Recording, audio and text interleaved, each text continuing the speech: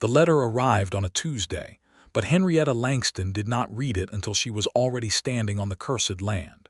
She had known it was bad news. The way the postal clerk in Dodge City had pressed it into her palm with both hands, the way his eyes had dropped to the floor rather than meet hers, the way he had said, "God be with you, Miss Langston," in the same voice a man uses at a graveside. She had folded the envelope and tucked it into the breast pocket of her coat, right against her heartbeat, and she had driven the wagon the remaining 4 miles to the quarter section of land she had filed on 3 weeks prior at the land office in Topeka. Now she stood at the edge of it, and she read the letter, and her hands did not shake. It was from the Cattlemen's Association of Ford County, Kansas, and it was signed by a man named Aldous Prentice, who was the sort of man whose name alone communicated everything you needed to know about the quality of his character. The letter was 3 paragraphs long. The first paragraph informed her that the land she had filed on under the Homestead Act of 1862 was widely understood among the local ranching community to be cursed ground, having witnessed the deaths of 2 prior homesteaders, a family named Gruber who had lost their entire wheat crop to blight in 1878 and subsequently lost their youngest child to a fever that had no natural explanation, and a bachelor farmer named Tolliver who had hanged himself from his own rafters in the spring of 1879 after his well went dry, and his mule broke both its front legs in a sinkhole no one had ever seen before.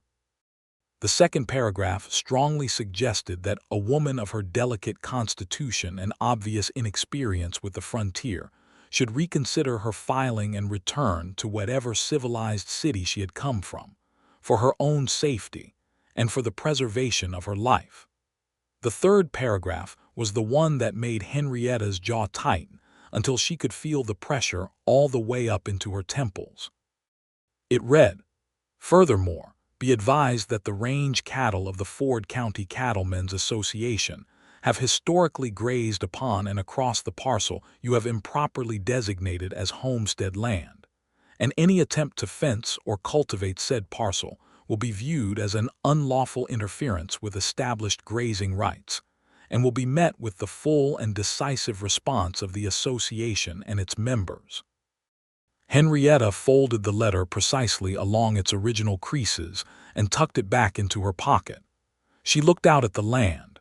It was late April of 1880, and the Kansas prairie stretched in every direction under a sky so enormous it felt like a theological argument. The grass was new and green and moved in long rolling waves like something breathing. There was a creek line visible to the north, marked by a thin dark scratch of cottonwood trees that had not yet fully leafed. The soil at her feet, where the wagon wheel had cut a furrow in the sod, was dark and rich and smelled of rain and ancient things. Cursed, they called it. She pulled off her right glove, crouched down, and pressed her bare palm flat against the earth. She had come from Boston, Massachusetts, where she had spent 4 years studying agricultural botany and soil chemistry at a time when most universities would not admit women to their programs, learning what she knew by corresponding with professors who did not always know she was a woman until it was too late to rescind their answers. She had read every paper published on the subject of Great Plains soil composition. She had corresponded with researchers at the Kansas State Agricultural College in Manhattan. She had analyzed soil samples from across Ford County before she ever set foot in Dodge City, requesting them through the mail under the name H.E. Langston and receiving results that confirmed what she already suspected, that this particular quarter section of land, this supposedly cursed, abandoned, ill-fated parcel that no one else wanted, sat atop some of the deepest and most fertile topsoil in the county, fed by an underground water source that the creek to the north barely hinted at, sheltered on its western edge by a gentle rise of ground that would break the worst of the winter wind. She stood up and brushed the soil from her palm.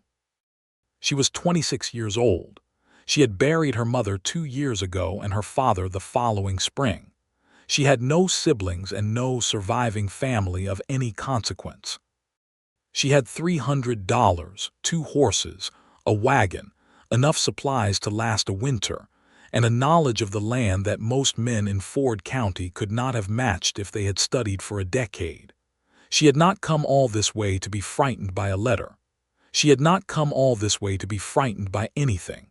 She clicked her tongue at the horses and drove the wagon onto her land. The town of Harker's Bend sat 7 miles to the south, which was close enough to matter and far enough to mean she would not be bothered constantly by people who disapproved of her existence. She had passed through it on her way out, noting the general store run by a man named Elias Cobb who seemed honestly curious about her rather than hostile, a livery stable, a small church, a saloon called the Meridian that smelled of whiskey and sawdust even at 10 in the morning, a doctor's office, and a feed merchant. She had also noted the Cattlemen's Association office, which was a low-slung building with a porch on which 3 men had stood and watched her wagon pass with expressions that ranged from skeptical to openly contemptuous. She had not stopped. She had nodded at them with the polite, immovable courtesy of someone who has already decided what she is going to do and simply hasn't told you yet. That first night on the land she slept in the wagon under a canvas cover, and the stars over Kansas were so dense and brilliant that she lay awake for a long time looking at them through a gap in the canvas, thinking about her mother, who had believed that intelligence was the only true inheritance a parent could leave a child, thinking about soil chemistry, thinking about the underground aquifer she was almost certain ran beneath this quarter section, fed from the limestone shelf to the northwest, which would explain why the creek line stayed green even in dry years when every other watercourse in the county went to dust. She fell asleep planning her spring planting rotation.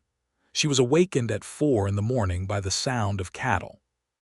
Not the distant, ambient lowing that was the constant background noise of Ford County, Kansas in the spring of 1880, but the close, immediate, numerous sound of cattle that were on her land, which meant they were also on her seedbed preparation, which she had spent the previous afternoon marking out with stakes and string. She came out of the wagon with a lantern and a rifle, which was a Winchester model 1873 in .44 caliber that she had purchased in Dodge City from a man who had tried to talk her into buying a smaller, lighter weapon more suited to a woman's hands. And she had demonstrated for him precisely why she needed the .44 by shooting the center out of a tin can at 70 yards on the first try with the model he condescendingly suggested was too much gun for her. At which point he had sold her whatever she wanted without further commentary. She stood at the edge of her marked seedbed in the dark and counted at least 30 cattle moving through it. She could not see any riders. She could hear the stakes snapping. She was furious, but she was not stupid. She did not go after the cattle. She went back to the wagon, rebuilt her notes on the seedbed layout by the light of the lantern, waited for dawn, and then spent the morning repositioning her stakes where the cattle had scattered them, cataloging the damage, and making very precise written observations about the direction from which the cattle had come, the kind of brand marks visible in the churned earth and manure left behind, and the hour of their arrival and departure. She was building a case. This was going to be important later. It was at the general store in Harker's Bend, 3 days after she had moved onto the land, that she first properly met Marcus Lawson. She had driven in for additional lumber, because she had assessed the materials she would need for a proper sod house construction, and discovered she was short on the framing lumber for the door and window casings. She was also there to buy additional seed, having concluded after her soil assessment that she would attempt a mixed cultivation of turkey red winter wheat, which Kansas state agricultural researchers had been championing for its drought tolerance, alongside an experimental plot of sorghum that she intended to test her soil amendment theory on. She was standing at the counter of Cobb's general store, explaining to Elias Cobb exactly what grades of lumber she required and in what quantities, when the door opened and Marcus Lawson walked in. She registered him peripherally before she looked at him directly. Tall, broad through the shoulders, wearing a trail coat that had seen considerable use but had been maintained with care, dark hair that needed cutting. A face that was angular and weathered in the particular way of men who spent most of their lives outdoors, with lines at the corners of his eyes from squinting into the sun and wind that had permanently tanned the back of his neck 2 shades darker than the rest of him. He carried himself the way men who were genuinely physically capable carried themselves, not with the aggressive self-consciousness of someone trying to prove something, but with the easy, settled awareness of a man who simply knew what his body could do and saw no reason to advertise it. He was perhaps 30 years old, perhaps 32. She noted him the way she noted everything, thoroughly, and then filed away. He looked at her, then at Cobb, then back at her, and something changed in his expression that she could not quite read. "Cobb," he said, "got your order of salt blocks." "Much appreciated, Marcus," Cobb said. He looked between them and seemed to decide that an introduction was in order. "Miss Langston, this is Marcus Lawson. Runs a spread about 4 miles east of your parcel. Marcus, this is Henrietta Langston, just filed on the old Gruber section."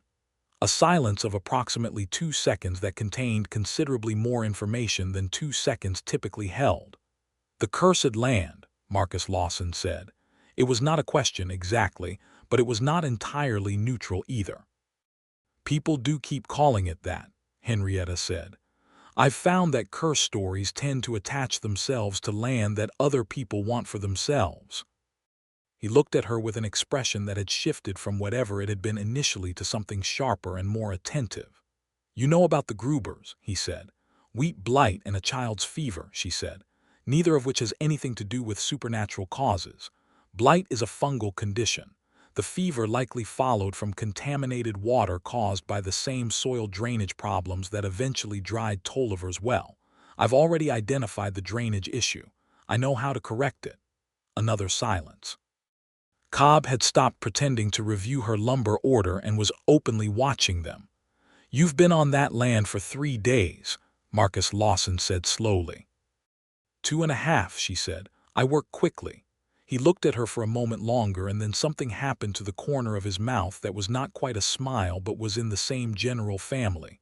"Cobb," he said without taking his eyes off her, "add whatever she's ordered to my account." "I will do no such thing," Henrietta said immediately. "It's just lumber. It is my lumber, and I will pay for it myself." He held up both hands in a gesture that acknowledged the point without entirely conceding it. "All right," he said. "Fair enough." He picked up a paper-wrapped parcel from the counter that Cobb had apparently had waiting for him and moved toward the door, then stopped with his hand on the frame and looked back. "Miss Langston, the cattle that came through your seedbed 3 nights ago, that was Prentice's herd. He does that. It's not an accident." She looked at him calmly. "I know it isn't. I've already documented the brand markings and the direction of entry. I have a letter from his association that can be construed as a prior threat. I intend to present this information to the county land office and the federal land agent in Dodge City." The expression on Marcus Lawson's face in that moment was something she thought about later, much later, when she was trying to reconstruct the exact sequence of events by which she had fallen in love with him. It was the expression of a man who has encountered something entirely unexpected and is experiencing the specific delight that comes from being genuinely surprised. His eyebrows had moved. His jaw had shifted slightly. He was looking at her with the concentrated attention of someone reassessing everything they had just assumed. "All right," he said again, and this time the word carried a different weight. He left, and the bell above the door rang behind him. "Good man, Marcus Lawson," Cobb said, resuming his review of her order. "Rough life. Lost his wife 2 years back, typhoid. He's been running his spread alone since then." Henrietta said nothing. She made a note of it, filed it away, and returned to the matter of lumber grades. The confrontation with Aldous Prentice came sooner than she had expected, which told her that someone had informed him of her land office strategy faster than she had anticipated, which in turn told her that her information network in Harker's Bend was leakier than she had hoped. Prentice arrived at her land on a Thursday morning with two of his hands, and the particular brand of aggressive sociability that powerful men use when they want to intimidate someone while maintaining legal deniability. He was in his 50s, heavy through the middle, with a gray mustache and the kind of boots that cost more than a working cowhand made in a month. He rode up to where she was working on the foundation of her sod house and looked down at her from the back of a very expensive horse. "Miss Langston," he said, in the tone of a man who has practiced sounding reasonable for so long it has become second nature, "heard you've been filing paperwork with the land agent." She was in the middle of cutting sod bricks with a breaking plow she had borrowed from the Baptist Church's community tool lending arrangement, which she had established 2 days earlier by having a conversation with the minister about shared community resources that he was still not entirely sure how he had ended up agreeing to. She finished her cut before she answered him. "That is correct," she said. "Your association's cattle have now trespassed on my filed homestead land on 3 separate occasions. I have documented each incident including brand identification, timing, point of entry, and damages to my soil preparation work. I have also cross-referenced your association's letter of April 23rd with the subsequent trespass incidents as evidence of organized and intentional interference with a legitimate federal land claim. I sent copies to both the county land office and the federal land agent's office in Dodge City on Wednesday morning. I also sent a copy to the Kansas City Star, whose agricultural correspondent I have been in contact with for some months." Prentice stared at her. One of his hands, a young man with a nervous horse, shifted in his saddle. "You are filing a complaint," Prentice said. The reasonableness had thinned considerably. "I have already filed it," she said. "I am not filing it." "It is done." "Little lady," he started. "My name is Miss Langston," she said, in a voice of such complete, unsentimental precision that it stopped him mid-sentence like a physical object placed in his path. "I hold a land grant under the Homestead Act of 1862. I have complied with every legal requirement of that grant. Any further interference with my property or my cultivation work will be added to the existing documentation.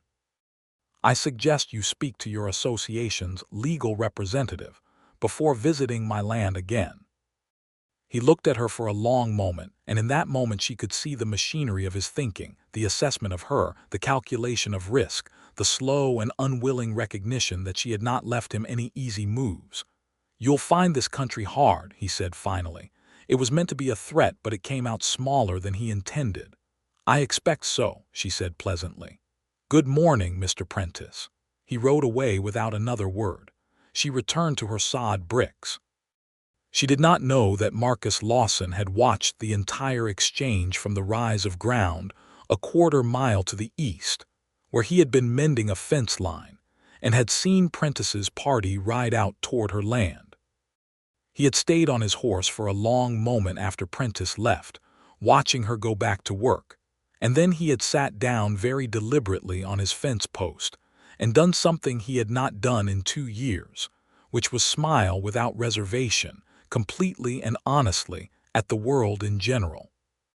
The sod house took her 3 weeks to build, which was faster than most men built theirs with help, and she built it alone with the exception of a half-day's labor from a 14-year-old boy named Pete Calhoun, who helped her lift the main roof beam in exchange for 3 of the botanical texts she had brought with her that she had already read twice and could spare. Pete Calhoun wanted to be a doctor and was hungry for any kind of book, and Henrietta recognized ambition in all its forms and respected it regardless of its container. The house was 16 feet by 18 feet, with walls 2 feet thick that would keep out both summer heat and winter cold, a south-facing window to maximize light during the growing season, a door frame true to the quarter-inch, because she had taken 3 measurements before cutting, and a drainage trench around the foundation that corrected the primary soil drainage problem that had been responsible for the mysterious blight and the dried wells of her predecessors. She was proud of the drainage trench. She was also extremely proud of the fact that she had done this work for the oldest and most fundamental reason in the history of human civilization, which was that no one else was going to do it for her.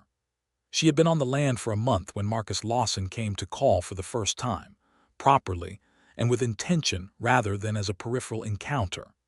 He arrived on a Saturday morning in late May, riding a bay horse and carrying a crate with 4 glass mason jars in it.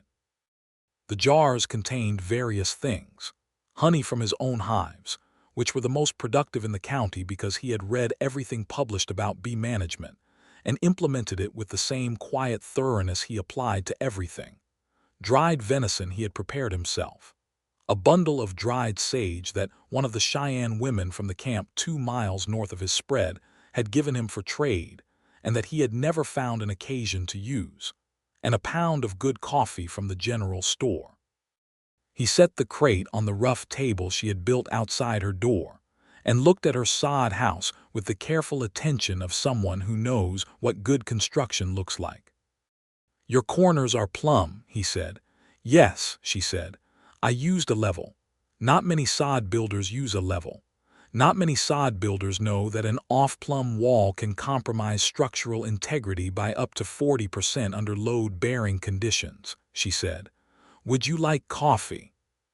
He sat down on the upturned crate she offered him, and they had coffee in the May sunshine on the Kansas prairie.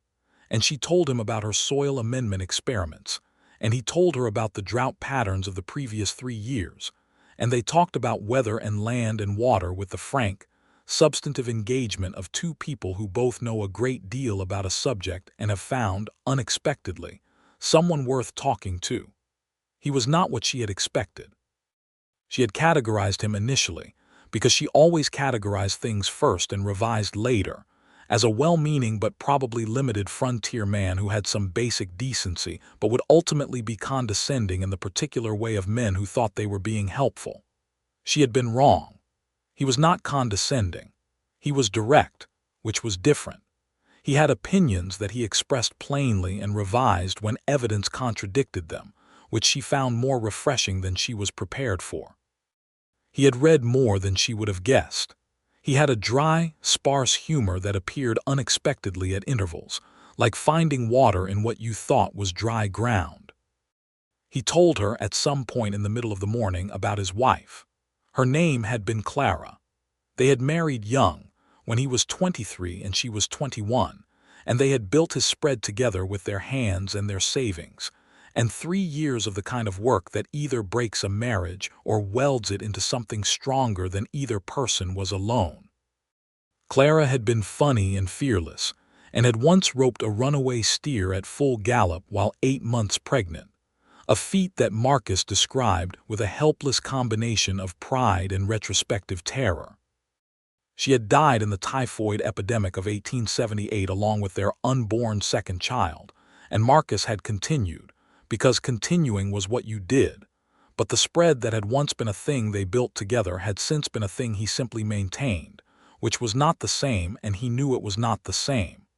He said this without self-pity, which Henrietta respected deeply. She understood grief that had been converted into function rather than display. She told him about her parents. About her mother, who had taught herself chemistry from borrowed books and passed the knowledge to her daughter before the word for what she was doing had been properly invented. About her father, who had been a quiet, thoughtful man who understood that his daughter's mind was larger than the containers available to her in Boston, and had funded her correspondence education without being asked, because he had seen what she needed before she articulated it. They talked for 3 hours. He helped her stack the additional sod bricks she had cut that week, working with the easy, efficient physicality of a man who was genuinely useful and knew how to be useful without making it a performance. She noticed the way he handled the work, not showing off, not making a ceremony of his strength, just doing what needed doing with the minimum of wasted motion. It was the same way she worked. When he left in the early afternoon, she stood watching the bay horse carry him east along the ridge line and noticed that she was thinking about when he would come back. She was annoyed at herself for noticing that she was thinking about it. She planted in the first week of June, later than was ideal but not critically so, because she had spent the preceding weeks on the soil amendment work that she had calculated would make the difference between a struggling crop and a flourishing one. Her amendment consisted of a combination of bone meal obtained from the slaughterhouse in Dodge City, decomposed organic matter she had been building since her arrival, and a specific application of dried creek silt from the cottonwood line to the north, which contained the mineral composition she had identified in her pre-settlement soil analysis as the key complement to what the existing topsoil lacked. She planted turkey red wheat in the eastern portion of the field, sorghum in the western experimental plots, and along the southern perimeter, she planted a combination of squash, beans, and corn in the companion planting configuration. She had studied in papers about the agricultural practices of the various indigenous peoples of the plains, which the researchers at Kansas State Agricultural College had been quietly documenting as being significantly more effective than the European monoculture approaches the settlers had imported. The seeds went into the ground in long, precise rows, and she felt something shift in her chest as she worked, something that was both very old and entirely new, the fundamental human feeling of having put something into the earth that you intended to grow. Marcus Lawson came back 4 days later, and then 6 days after that, and then 3 days after that, and then the intervals between his visits began to shorten in a way that neither of them acknowledged directly, because acknowledging it would have required them to have a conversation they were not yet ready to have. He brought useful things each time: a load of firewood, cut from the deadfall on his property, a spare harness he was not using, a recommendation for a blacksmith in Dodge City who could repair her breaking plow for less than the man she had been using charged. Small, practical gifts that were the frontier language of someone who wanted to be present in your life, but was not yet certain of their welcome. She accepted them without ceremony and thanked him without excessive warmth, because excessive warmth felt premature, and she was a woman who had learned to be precise about everything, including her feelings. But she looked forward to his arrivals in a way that had become, by the middle of June, a distinguishable physical fact, something she felt in the middle of her chest and slightly behind her sternum, like a change in atmospheric pressure before a storm. The night it rained was a Thursday in the third week of June, and the storm came up from the southwest with very little warning and turned into something serious within the hour. Henrietta had been expecting a storm and had prepared for one, having spent considerable time studying the meteorological literature available to her, and having identified certain cloud formation patterns she could recognize. But this storm exceeded her preparations by a meaningful margin. The wind was aggressive and the rain was horizontal, and she spent 2 hours reinforcing the temporary windbreak she had constructed for her horses, working in the dark and rain with a lantern that kept threatening to go out, and she was soaked to the skin and exhausted by the time she got back to the sod house, which was holding up perfectly, as she had known it would, because of the plumb corners and the roof beam and the drainage trench. She heard horse hooves in the darkness, which made her reach for the Winchester automatically. "Miss Langston," Marcus's voice cutting through the wind. "It's Lawson. Are you all right?" She lowered the rifle. "I'm fine," she called back. "The house is sound. My horses are sheltered." He appeared out of the rain on the bay horse, which was the color of moving water in the darkness, and he looked at her standing in the doorway of her sod house with the lantern behind her and rain streaming down her face and the Winchester in her right hand, and his expression was one she could not fully interpret in the darkness. "You rode 4 miles in this storm to check on me," she said. "I did," he said. She looked at him. He was as wet as she was. She could see that he had ridden hard, which meant he had been worried, which meant that she was not simply categorized in his mind as a neighbor with whom he exchanged practical assistance. She was something else to him, and the knowledge of this sat in her chest alongside that persistent atmospheric pressure feeling and made it stronger. "You had better come in," she said. "I have coffee." He tied his horse under the lean-to she had built against the south wall of the house, which she had built at the dimensions required to shelter 2 horses rather than 1, and she examined this fact briefly as he did so, noting what it implied about her own thinking, and then set water on the small stove. They sat at the table inside her sod house, while the storm hammered the prairie outside, and the walls were 2 feet thick, and the coffee was strong, and they talked the way they had been talking for weeks now, easily and directly and at length, except that tonight there was something else in the room with them, something that the closeness and the rain and the fact that he had ridden through a violent storm to make sure she was alive had introduced into the air between them. "You know," he said, at some point in the second hour, when the storm was beginning to soften, "when Cobb told me a woman from Boston had filed on the Gruber section, I thought—" He stopped. "What did you think?" she said. He looked at his coffee. "I thought she wouldn't last a month." "And now," she said, he looked up at her, "now I think I was wrong about a lot of things. It was not a declaration. It was not a proposal.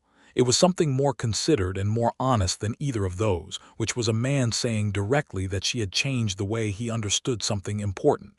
She held his gaze and felt the atmospheric pressure in her chest reach a pitch that required acknowledgement. "I think," she said carefully, "that I look forward to your visits." It was a small thing. It was also enormous. She watched him understand it. The smile that crossed his face then was not the controlled, measured expression she had seen from him before.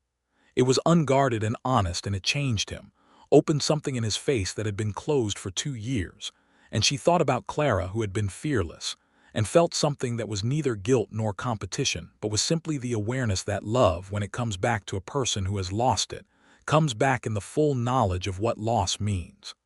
"I think," he said quietly, "that I do too." The storm had stopped by midnight. He stayed until 1 in the morning, when the sky had cleared and the stars were back, brilliant and cold over the wet prairie, and then he rode home across land that smelled of rain and new soil, and Henrietta stood in her doorway watching his lantern move east until it disappeared. She went inside and sat down at her table and was honest with herself, which was the thing she was best at and most consistently did. And what she was honest about was this: she was falling in love with Marcus Lawson, and it was not a rational process in the way she preferred her processes to be, but it was happening regardless. She picked up her soil analysis journal and tried to read it for 20 minutes and then put it down. She slept very well. The summer of 1880 on the Kansas plains was, by the standards of the time, a moderately good one. The rains came at reasonable intervals. The heat was not catastrophic. Henrietta's crop came up in the 3rd week of June, first the sorghum in its experimental western plots, then the wheat in careful green rows across the eastern field, then the companion plantings along the south perimeter in a riot of climbing and spreading that she tended each morning and evening with the systematic attention she gave to everything. The crops were extraordinary. She knew they would be. She had designed this. The soil amendment work, the drainage correction, the companion planting configuration, the seed selection, all of it had been calculated toward this outcome based on her analysis and her research and her 3 years of preparation in Boston before she ever set foot in Kansas. But knowing something would happen and watching it happen were not the same thing, and the morning in late July when she stood at the edge of her wheat field, and the turkey red was coming in strong and gold and dense in a way that made the other farms in the county look thin by comparison, she felt something so powerful and clean that she had to stand still for a moment and simply let it move through her. This was her work. This was her land.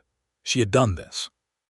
She was also, she noted, thinking about the fact that Marcus would come tomorrow and she would show him this, and she wanted to see his face when he saw it. That told her something important. He came the following morning and stood at the edge of her wheat field, and the expression on his face was worth everything. "Henrietta," he said. He had been using her first name since the middle of July, since the evening they had sat on the slight rise north of her house watching a thunderstorm build on the horizon 20 miles away, and the conversation had moved from practical and informational into something so personal and deep that formal address had simply become inadequate.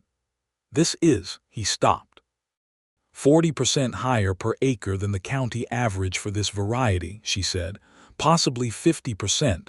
I'll know more at harvest. He turned to look at her. How? The soil amendment, she said. I corrected the mineral deficiency that was responsible for the Gruber blight. The drainage trench eliminated the water table contamination. The companion planting adds nitrogen to the soil through the bean root systems and provides ground cover that prevents moisture loss during dry spells. None of this is mysterious. It is chemistry and observation and the willingness to act on what the evidence shows. He looked at her wheat field for a long time. She watched him work through it, the size of what she had done, the precision and the vision of it, the fact that she had looked at land everyone else had called cursed and had seen, accurately and ahead of everyone, exactly what it was and what it could be. When he turned back to her, his eyes were different. There was something in them she had not seen before, something deeper than the admiration and the friendship and the slowly building warmth she had been watching develop over the summer months.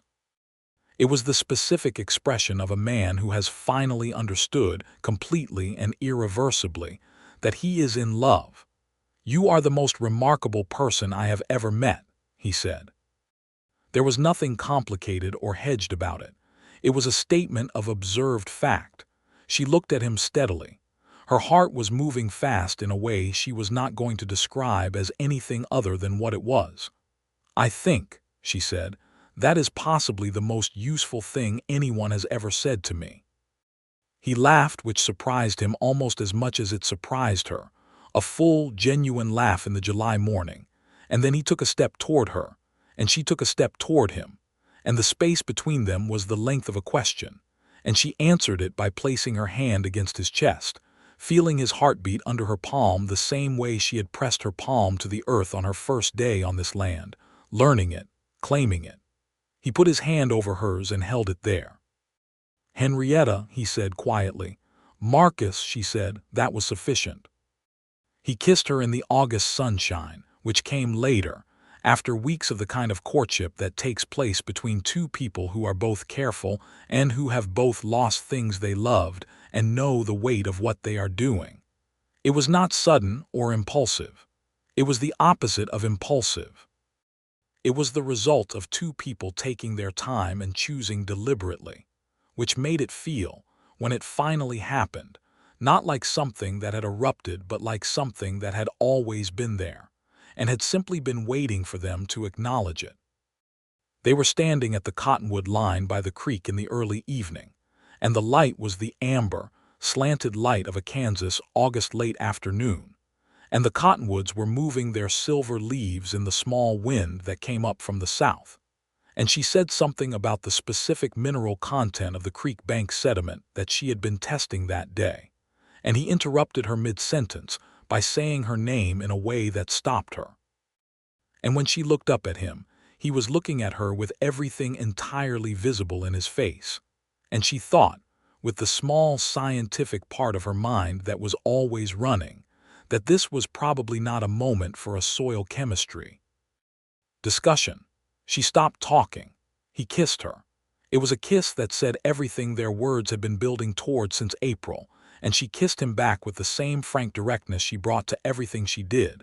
And when they separated, the cottonwood leaves were still moving and the creek was still running and the land around them was gold and green and entirely, undeniably real. I love you, he said, because he was the kind of man who, once he decided something was true, said it plainly.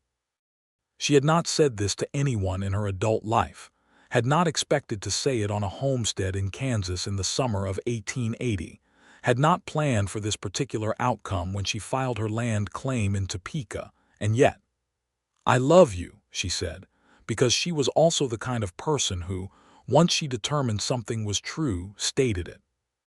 He smiled, and it was the unguarded smile she had first seen during the storm in June, the open and honest one, and she thought that it was among the most beautiful things she had ever seen, and she was a person who found a great many things beautiful and was usually precise about identifying why, And what she identified here was that his smile was beautiful specifically because it was only ever real. The legal trouble came back in September, which she had expected. She had been expecting it all summer, actually, watching Prentice's absence from her affairs with the careful attention of someone who knows that silence from a powerful and hostile man is not the same as surrender. The complaint Prentice had filed was against her fence line, which she had begun in August. She was entitled under the Homestead Act to fence her property, and her fence was legal in every particular. But Prentice's association had found a county surveying dispute from 1876 that they claimed put the western boundary of her property in question, and had used this to file an injunction against her fencing work in the county court. Henrietta read the injunction papers on a Monday morning and spent 45 minutes writing her legal response, drawing on her correspondence with a land attorney in Topeka, whom she had engaged in April precisely in anticipation of this kind of interference. The response was 22 pages and cited 7 separate federal statutes, the specific survey records from her original homestead filing, and the testimony of the federal land agent who had approved her claim, all of which she had obtained and organized over the preceding months with the same systematic thoroughness she applied to everything. She rode to Dodge City herself, without asking anyone to accompany her, and filed the response with the county court. When she told Marcus about it that evening, sitting on the rise north of her house watching the late summer sunset paint the prairie in shades of rose and gold, his expression was a combination of things that she had come to read very well over the summer months: admiration and concern, and the particular kind of love that is expressed not through protection but through witnessing. "You had this prepared before they even filed," he said. "I had it substantially prepared before I moved onto the land," she said. "I knew this kind of interference was likely. I knew the specific vectors they would use because I had studied the legal history of homesteading disputes in this county. I documented everything from the beginning for exactly this reason." He was quiet for a moment. The sunset was doing something extraordinary behind the clouds to the west, layers of color she could not name exactly but watched with pleasure. "Is there anything you haven't planned for?" he said. She thought about it honestly. "You," she said. He looked at her. She looked at the sunset. She could feel him smiling even before she turned to see it. "That seems fair," he said. The court hearing on the surveying dispute was scheduled for October, which gave her sufficient time to receive the additional documentation from Topeka and to prepare her presentation. Her land attorney, a man named Gideon Porter, who had initially communicated with her under the impression that H.E. Langston was a man, and had been genuinely astonished when she appeared in his office, but who had since revised his impressions thoroughly, had indicated that her case was strong, though he worried about the local political influence of the Cattlemen's Association on a county court judge. She had a contingency for this as well. She had been corresponding with the Kansas City Star's agricultural correspondent since before she left Boston, and the story of the Gruber section, the cursed land, the homesteading woman, the extraordinary crop growth, the legal intimidation by the Cattlemen's Association, was by September precisely the kind of narrative that newspapers in 1880 found irresistible. The correspondent had published 2 pieces already. The federal land agent's office had received letters. Henrietta had, quietly and methodically, made sure that any county court judge who ruled against her would do so under the eyes of people far beyond Ford County, Kansas. Marcus understood this when she explained it to him in early September. He sat for a long moment and then looked at her with an expression she had seen developing in him since July, a steady and comprehensive regard that was also its own kind of joy. "Aldous Prentice has no idea what he's dealing with," he said. "No," she said. "He really doesn't." They were engaged by the middle of September. He had asked her in the formal way, which she had not expected from him, and which touched her precisely because it was formal, because it showed that he understood the gravity of what was being offered and received. He came on a Sunday morning with the honey jar and the coffee, and he sat at her table and said that he wanted to marry her and that he had thought about nothing except this for months, and that he understood she had a life and a work here that were her own, and that he was not asking her to fold her life into his, but to place their lives alongside each other. His spread and her homestead, his cattle and her wheat, his knowledge and hers together. He said it precisely and completely, the way a man says something he has rehearsed, not to make it sound rehearsed, but to make sure he doesn't leave anything out. She listened to every word. "Yes," she said when he finished. He blinked. "Yes." "Yes," she said again, smiling. "I'm sorry, I thought that was clear. Yes." He laughed and she laughed, and he came around the table and took her hands, and they stood in her sod house that she had built herself on the cursed land that she had healed, and outside the wheat was coming in for its harvest, gold and heavy and extraordinarily alive. The harvest in late September was everything she had calculated it would be. She had hired 4-day laborers from Harker's Bend for the cutting, which she could now afford because the land agent from Dodge City had already made inquiries about purchasing her excess wheat at a premium, word having gotten out through the newspaper coverage about the quality and yield of her crop. Marcus brought 2 of his own hands to help, and Pete Calhoun came without being asked, and the Cheyenne camp to the north sent 3 women who were skilled with grain work, and who Henrietta had gotten to know over the summer through a series of exchanges. Food for food, knowledge for knowledge, conducted with the mutual respect that comes from 2 people who recognize each other's competence. The harvest took 4 days, and they worked from dawn to dusk each day. And by the end of it, the wheat was cut and stacked, and the experimental sorghum plots had yielded data that would form the basis of a paper she was already composing in her head to send to the Kansas State Agricultural College. On the last evening of the harvest, after the laborers had gone and the hands had ridden back to Marcus's spread, Henrietta and Marcus stood at the edge of her harvested field in the last of the September light. The cut stubble was pale gold in the late sun. The sky overhead was the deep saturated blue that Kansas produces in early autumn, a blue that seems to contain the entire summer's worth of sky in it, concentrated and intense. She had grown something beautiful before autumn. She had been told the land was cursed. She had homesteaded it anyway, and she had grown something beautiful before autumn. She thought about this, standing there. About the specific sequence of events that had brought her from a Boston apartment full of soil analysis papers to this exact spot of Kansas ground in the September light with her harvest around her, and this man beside her.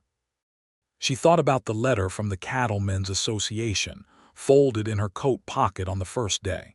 She thought about the seeds going into the amended earth. She thought about the storm in June and the coffee on the table and the way he had looked at her wheat field with that expression she still thought about. She took his hand. He looked at her, and the look was full of everything. "Thank you," she said. It was not entirely clear what she was thanking him for, and it did not need to be entirely clear because he understood. "Thank you," he said. The court hearing in October went precisely as she had anticipated, which was to say it went in her favor. Gideon Porter had been superb, and her documentation had been ironclad, and the federal land agent's testimony had been decisive, and the county court judge, who was not an entirely bad man and who was acutely aware of the newspaper correspondent sitting in the public gallery, had ruled for her on every count. Her fence line was legal. Her western boundary was confirmed. The Cattlemen's Association injunction was dismissed. Prentice was in the courtroom, and she saw the moment the ruling was read, the color in his face, the contraction around his eyes, the specific expression of a powerful man encountering the limit of his power. She met his gaze across the courtroom for a moment, briefly and without triumph, because triumph over a beaten enemy was not a thing she needed, and then she looked away. Gideon Porter shook her hand and told her it was the most methodically prepared homesteading case he had ever handled. She thanked him sincerely, Marcus was waiting outside the courthouse. He was leaning against the hitching post with his arms crossed and his hat tilted back, and when she came down the steps he read her expression and stood up straight. "Complete ruling in my favor on all points," she said. He crossed the distance between them in 4 strides and picked her up off the ground, which she had not expected, and she laughed out loud, which was not a thing she did often enough and which she had noticed she did more readily around him than around anyone else she had ever known. "Put me down," she said, still laughing. "In a moment," he said, and held on for 1 more second, and she let him. They were married in December.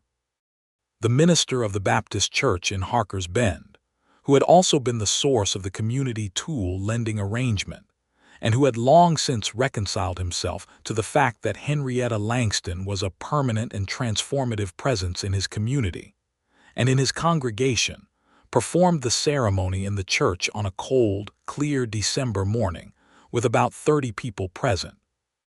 She wore a dress she had made herself from fabric she had ordered from Dodge City in November, a dark blue wool that was practical and beautiful in equal measure, because she saw no reason to make these things compete with each other. She wore her hair up, with the small pearl pins that had been her mother's. She carried a bundle of dried flowers and herbs from her garden, tied with a ribbon, which was her own invention, and which smelled of the summer she had spent on the Kansas prairie. Marcus stood at the altar in a good black coat and looked at her when she came down the aisle with an expression so open and honest that 2 women in the congregation wept, including Mrs. Cobb, the storekeeper's wife, who wept at everything happy because she had buried 3 children and understood that happiness was not to be taken lightly. The vows they exchanged were the traditional ones, because tradition was not something Henrietta dismissed simply for being traditional. It had to earn either her respect or her revision, and these particular words, in their directness and their comprehensiveness, had earned her respect. She said them clearly and completely. He said them with the quiet certainty she had come to know as his signature, the certainty of a man who does not say things he does not mean and who means everything he says.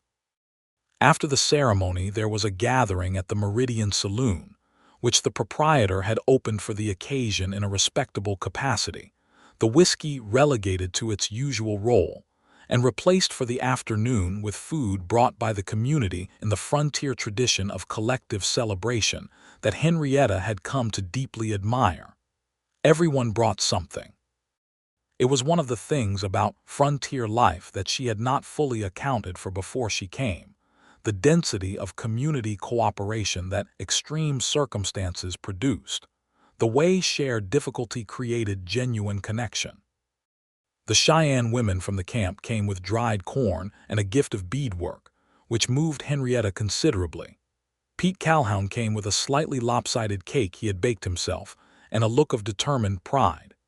Elias Cobb brought the finest coffee in his store stock and a lecture about the importance of sleep to matrimonial happiness that he delivered to Marcus with complete seriousness. Gideon Porter had ridden from Topeka for the occasion, which she had not expected and which touched her. Marcus's ranch hands, 2 men named Deke and Sam who had been with him since before Clara died, and who had watched their employer's gradual reawakening over the summer with the quiet satisfaction of people who love someone and want good things for them, presented the couple with a handmade blanket that Deke's wife had been working on since August. It was, Henrietta thought, watching the room, everything it was supposed to be.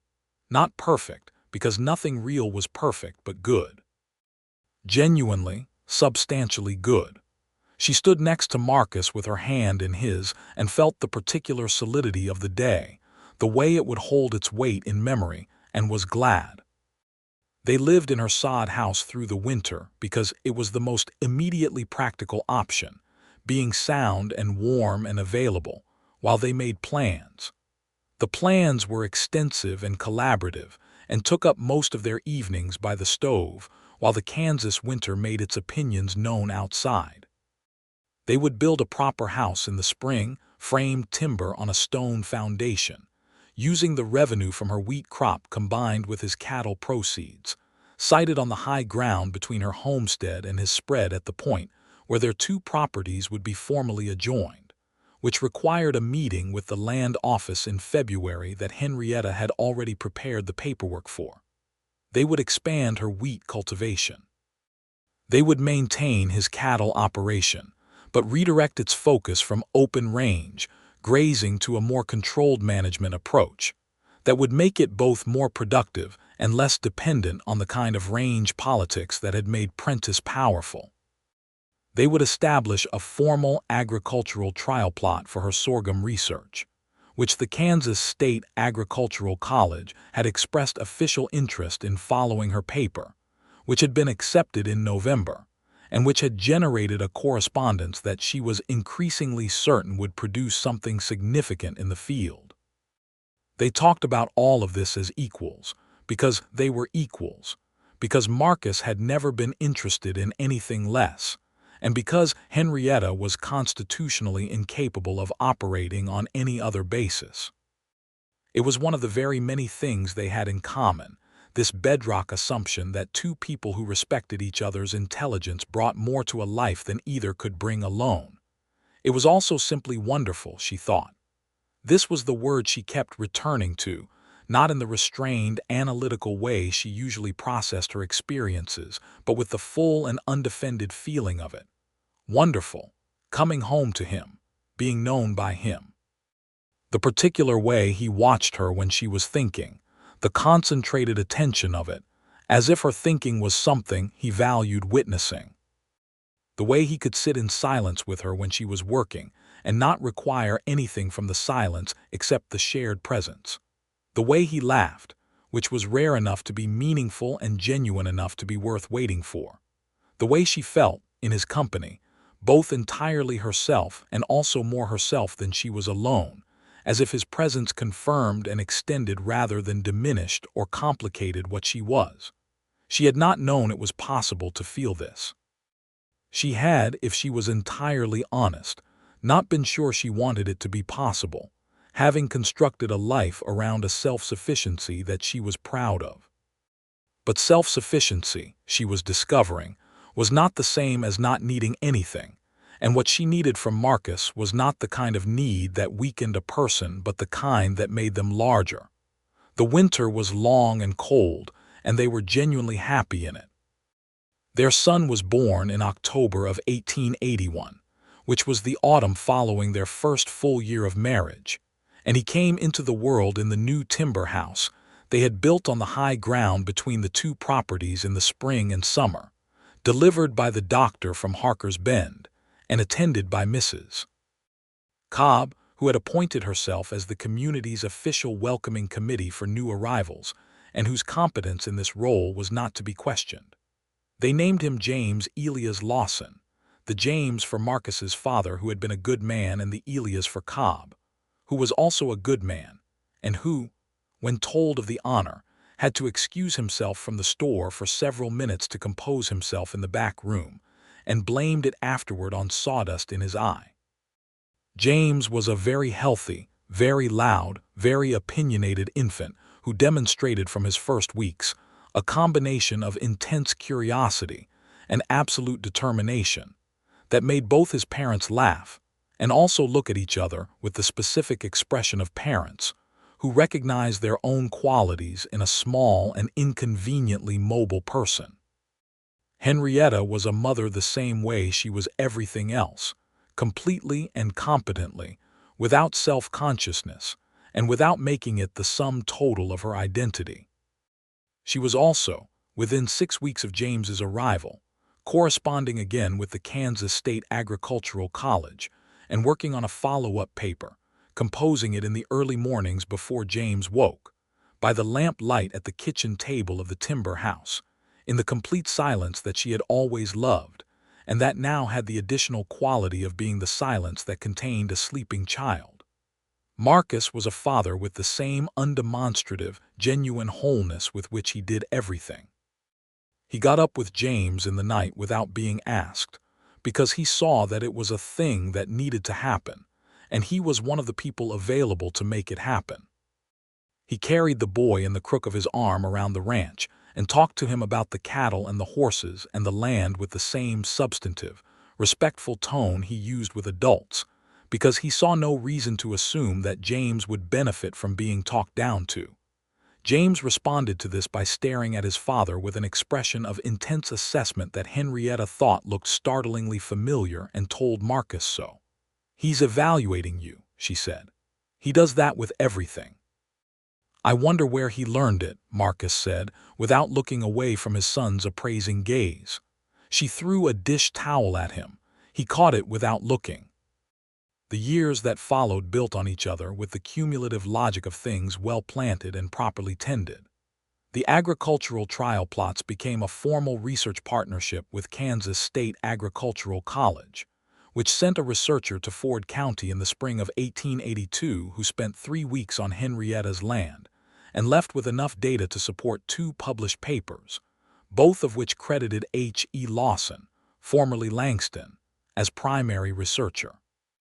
The paper on soil amendment in the Kansas plains was considered, among people who read agricultural research papers, to be genuinely significant work that advanced the field's understanding of sustainable cultivation on the Great Plains. She did not care about credit particularly, but she cared about the work, and the work mattered and the work was being done, and those were the things that mattered. Their second child, a daughter they named Clara Josephine Lawson, arrived in the spring of 1883 and was named for Marcus's first wife and for Henrietta's grandmother, which was the right balance, and the name was given with love and without complexity. Clara had her father's dark hair and her mother's eyes, and was, from very early on, a person of such comprehensive self-possession that she regularly reduced grown adults to a speechless, beaming admiration. James, who was 2 when his sister arrived and had firm opinions about most things, accepted her with the air of someone who had been consulted and was prepared to be magnanimous. He spent considerable time explaining things to her in the months that followed, most of which she was too young to understand but which he delivered with great conviction, and Marcus and Henrietta learned to have their quiet conversations behind the sound of their sons, ongoing tutorials on the subjects of horses, weather patterns, and the optimal approach to fence repair. The Cattlemen's Association under Aldous Prentice continued to exist but ceased to trouble them, partly because of the legal defeat of 1880 and partly because Prentice himself had a health episode in 1881 that reduced his appetite for confrontation, and partly because Henrietta's land, which had been the first domino in a sequence, had in the subsequent years become demonstrably and conspicuously successful in a way that was difficult for even the most hostile observer to entirely ignore. Several farmers in the county had adopted her soil amendment techniques in modified forms. The turkey red wheat she had championed was becoming the dominant variety across the region. The Kansas State Agricultural College Research Partnership had made her name known among agricultural circles far beyond Ford County. She was invited to speak at the Kansas State Agricultural College's annual agricultural conference in Manhattan in the fall of 1883, which she did, and which she did with the same direct, substantive, entirely unimpressed by its own significance manner that characterized everything she did, and the audience of farmers and researchers and extension agents listened, and then gave her a prolonged and genuine standing ovation that she received with slight surprise and real gratitude. Marcus attended the conference with her, sitting in the back of the hall with Clara on his lap and James beside him, and watched his wife stand at a lectern before 300 people and explain, with complete mastery and absolute clarity, what she had discovered about the land and what it meant for the people who lived on it. And he felt the same thing he had felt in August of 1880 standing at the edge of her wheat field, only deeper now and more certain. The specific and comprehensive feeling of a man who knows completely, and without qualification, that he is exactly where he is supposed to be. After the conference, they had dinner at the hotel, just the 4 of them, James with his serious face working through a roast chicken with the methodical focus he brought to everything. Clara making friends with every person at the surrounding tables with the natural sociability that seemed to be entirely her own invention. Henrietta and Marcus across from each other with coffee, and the unhurried ease of two people who know each other's company as well as they know their own. "You were magnificent," he told her. "I was accurate," she said. "The subject matter is magnificent," he smiled. "Both things." She looked at him across the table, and the candlelight and 15 years of her future sat between them like a landscape she could already see. The timber house on the high ground between the two properties, the wheat fields gold in September, James and Clara, growing up on this land that she had claimed and healed and made extraordinary through nothing except knowledge and work and the fundamental conviction that she knew what she was doing. "Yes," she said softly. "Both things." James looked up from his chicken with the expression of someone who has been listening to an adult conversation and has decided to weigh in. "The wheat this year was taller than last year," he said, which was accurate and which was also a form of endorsement that she thought contained an entire personality. "It was," she agreed. "I measured it," he said, "with the proper measuring stick." "I know," she said. "I saw you." He nodded with satisfaction and returned to the chicken. Marcus caught her eye over the children's heads, and the thing that passed between them in that look was not dramatic or grand in the way of novels and songs, but it was real, which was better. It was the look of two people who have built something together and know its quality, who have loved each other through seasons and difficulty and joy and ordinary Wednesday mornings, and who have found, in the accumulation of all of it, something more durable and more alive than either of them had known how to hope for. In the spring of 1884, they planted the South Field with a new experimental variety that Henrietta had developed in correspondence with agricultural researchers in Germany and the research station at Kansas State. A modified turkey red that she believed would be significantly more resistant to the rust fungus that had plagued Great Plains wheat farmers since the beginning of settlement. She had been working on the selection criteria for this variety for 2 years, corresponding across 3 countries, running small-scale trials in the experimental plots. Marcus helped her plant it on a morning in April, walking the rows beside her while James followed with great seriousness, and Clara sat in the field and ate dirt in the manner of very young children investigating the world.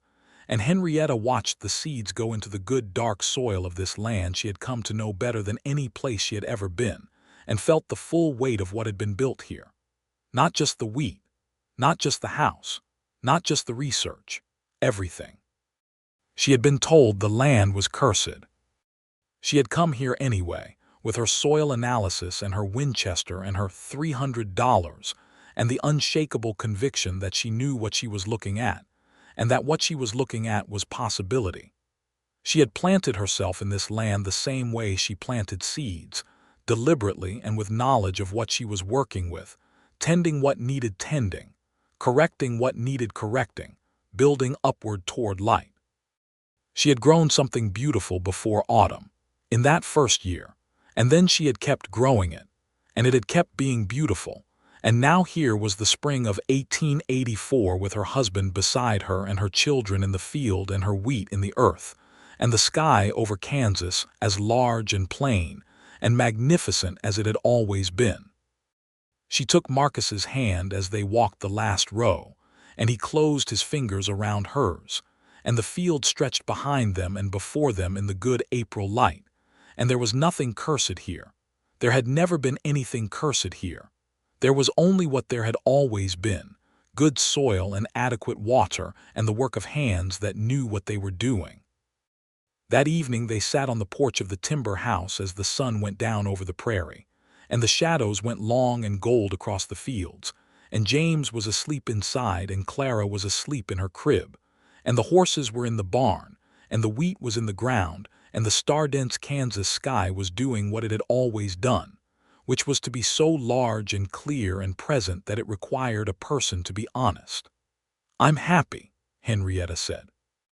It came out matter of fact, as things did with her, because matter-of-fact was how she spoke and what she was, but matter-of-fact from a person of her precision meant something more rather than less. Marcus was quiet beside her for a moment. She felt his arm come around her shoulders, and his face turned toward the top of her head, and she leaned into him slightly, in the way she had learned to lean into people and things that were solid and true. "I know," he said. "So am I." The prairie breathed around them in the early dark, full of insects and the distant sound of cattle and the wind that came down from the north, smelling of everything that had ever grown and would ever grow on this land. And there was nothing left unresolved between them, nothing left unsaid that needed saying, nothing broken that hadn't been healed, nothing planted that hadn't come up green and strong toward the light. The land had been called cursed by men who wanted it for themselves and could not see what it actually was. She had seen what it actually was. She had come here anyway, with her knowledge and her determination and her faith in what the evidence showed, and she had homesteaded it and amended its soil and corrected its drainage and planted it with care and watered it with work, and she had grown something beautiful before autumn, and then she had kept going.